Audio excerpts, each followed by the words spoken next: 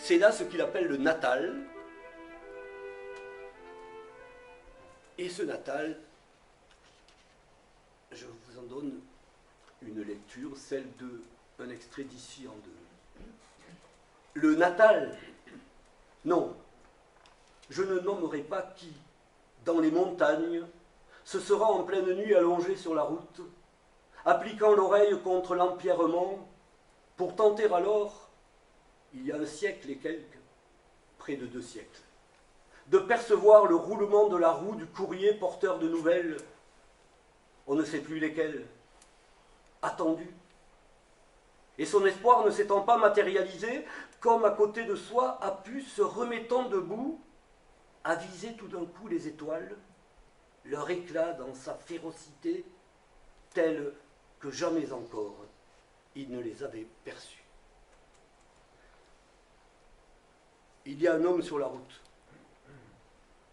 Il est là, oreille collée au sol, attentif à l'histoire, attentif à ses roulements, à ses grondements, aux nouvelles, vous savez, les leçons de l'histoire, qui pourraient arriver jusqu'à lui. Il nous ressemble. On imagine brouillage et silence, et puis soudain il se redresse, se met debout, et dans ce mouvement même qu'il le voit lever les yeux au ciel, en même temps qu'il se vide de tout espoir et de toute attente, voilà le ciel étoilé qui le prend, qui le surprend. Pris par la soudaineté, par l'inouï du coup, surpris, quelque chose arrive qui nous prend au dépourvu. Quelque chose qui vient couper ce que la consistance de notre vie a d'imaginaire quand elle nous pousse à nous attendre à ceci ou à cela. Ce qui nous surprend est précisément ce qui trahit notre attente, soit cela que les signes antérieurs nous permettaient de penser possible. La surprise, c'est toujours de l'impossible qui surgit dans le possible, qui surgit soudain dans le possible, comme une négation, le rien d'une altérité fondamentale. On y est. On est dans la chaleur, mais vacante, conformément au titre. On est dans la proximité de quelque chose qui ne se laisse approcher qu'en prenant de la distance, comme si le retrait était la condition de l'apparition. Paraître dans disparaître. Avec elle, il y a du réel. C'est ce que Georges Bataille appelait l'inespéré, l'inespérable. Soit rien, rien de ceci ou de cela que nous pouvions légitimement envisager et qui soudain se donne à voir dans un sentiment de présence dont la clarté ne saurait être que brûlante. La sauvagerie de l'être, écrit Maldinet, c'est le comble de l'étonnement.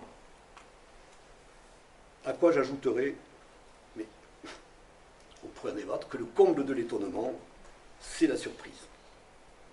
Surprise dont, dans un magnifique poème en prose de Baudelaire qui s'intitule « Le désir de peindre », dont Baudelaire disait à propos d'une femme, elle était belle et plus que belle, elle était surprenante. Le surprenant, c'est le plus que beau. C'est pas le beau, c'est le plus que beau.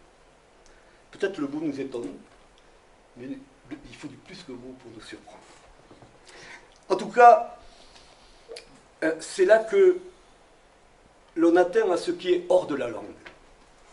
C'est, Maldinet appelle cela l'abîme irruptif de la réalité.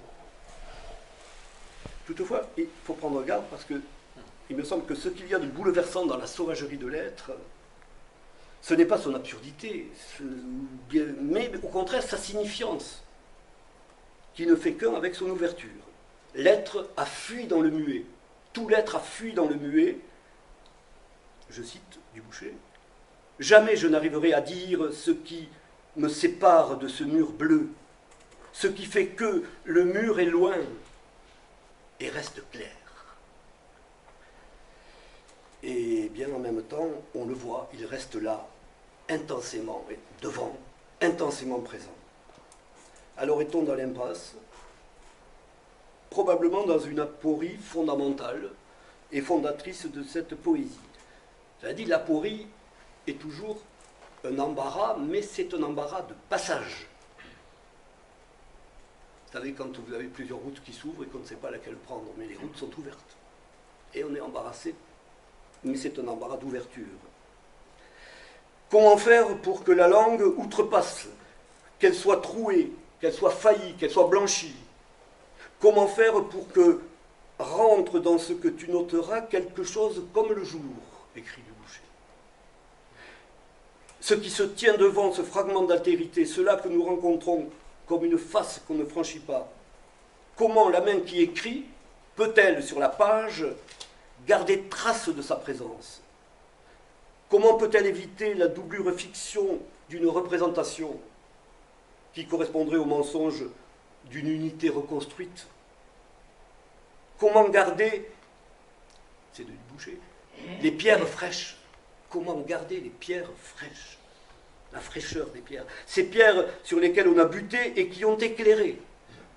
Comment nommer le réel innommé? Comment affronter une langue pour enfin parler? C'est ce que tentera André Dubouché. Donner à entendre une parole à l'écart de la signification, c'est la donner à entendre hors langue. Se mettre en position d'étranger dans la langue. Tout se passe alors comme si l'acte de traduction devenait la figure même de l'acte de poésie.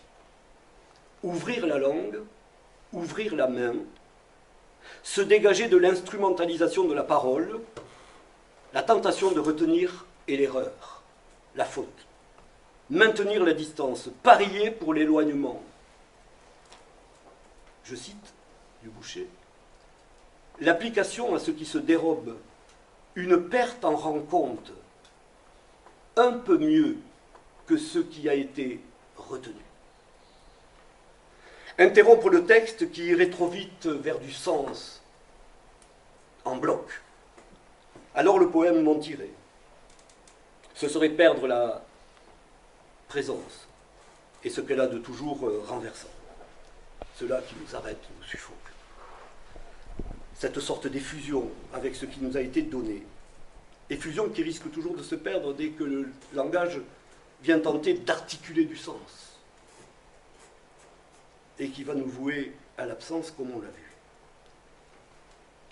vu. L'interruption comme étant la vérité du contact.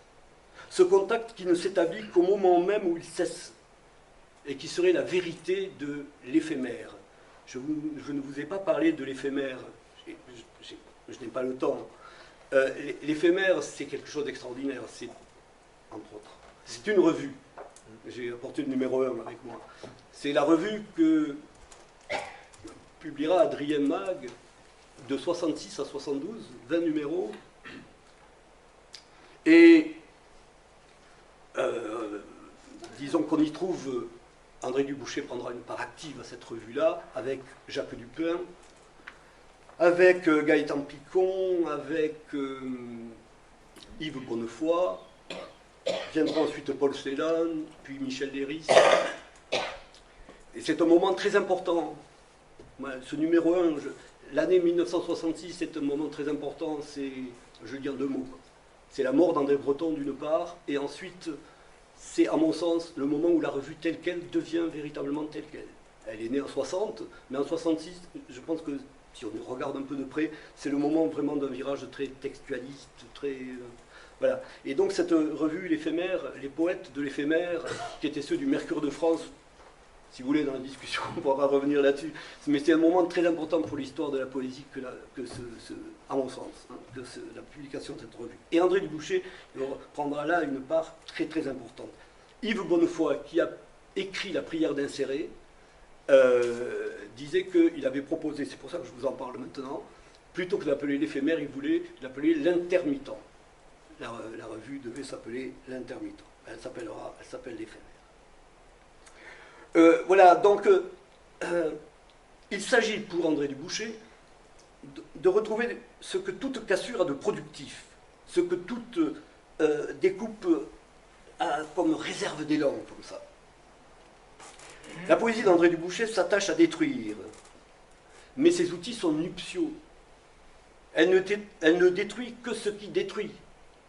Hein, on peut reprendre le mot de Mallarmé, pour André Dubouché, comme pour Vous avez reconnu peut-être Giacometti, la figurine de Giacometti, comme pour Giacometti, la destruction fut leur Béatrice. Et il écrit ceci, par exemple, « Je n'ai pu travailler que pour détruire mon poème, tant j'ai travaillé pour détruire ce qu'il y avait de trop. J'avais créé l'air, fait place. » Dubouché voulut ainsi sauver l'écriture de son lien direct avec la mort. Le dieu égyptien Thoth était le dieu de l'écriture et de la mort, à savoir conserver, perpétuer pour la rendre à l'effusion, au devenir, à la vie, prendre le risque de la perte, parier pour le vide, parier pour le blanc, l'air, au lieu d'être travaillé par lui, faire place à l'oubli. La sagesse de la main est donc d'avoir accepté de s'abandonner ainsi. De là, le paradoxe. Ce qui va nous tenir à nouveau debout sur, dans le monde, c'est tout ce dont nous aurons appris à nous dessaisir. Ce qui te retient, écrit Dubouché, c'est ce que tu ne saisis pas. Voilà, de cette faiblesse-là, puisque ce qui est dit reste toujours à dire, il a su en faire une force. Si je ne puis saisir le réel, au moins, puis-je prendre appui sur lui.